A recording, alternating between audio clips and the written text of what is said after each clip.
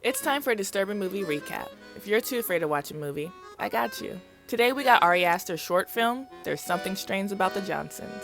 So the film opens up and we see a young boy in his bed and he's looking at a photo. And you can tell he's looking at this photo because he finds the person in the photo attractive and it's getting him, excited. Well, then his dad walks in. His dad sees the position, the compromising position that his son's in, and he knows what his son is up to. The dad's handling it very well. He's like, listen, son, what you were about to do is normal. It's very common.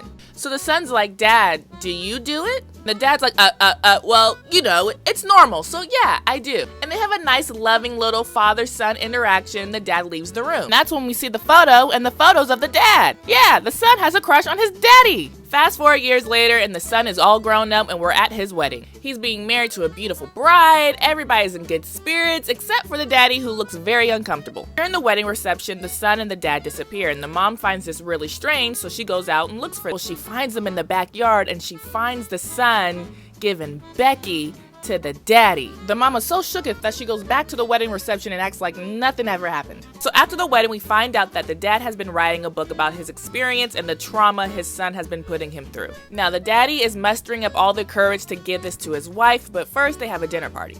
And at this dinner party, you can tell that the son is jealous of his mama. The son is jealous of his mama because his mama got his man. He wants his daddy. Now, the dad has the material, has the book to expose his son, and he needs to give it to his wife. But before the dad can give it to the mama, the son finds out and threatens the daddy. He tells him to destroy all the copies he got and that he better not make another one. So fast forward and we're now at a New Year's Eve party, and the son is acting weird and he's acting like a jerk towards his wife. And here's the deal, his parents are having a lovely evening, his dad's taking a nice bath, and his mom is just relaxing watching TV. But that's until the son barges into the bathroom and does something horrible to his father. But get this, the mother can hear everything, but she does nothing. All she does is turn up the volume on the TV. The daddy has had enough and he needs to get out of that house. So he takes one final copy of the book that nobody knows that he has and decides to run away. But before he can get out the house, the son confronts him and lets the dad know, hey, you're just as guilty for allowing it to happen for this long. The dad can't handle it no more, so he takes the last copy of the book, runs into the middle of the street, and gets hit by a truck. So after the dad's funeral service, the mother grows a pair and she finally confronts her son.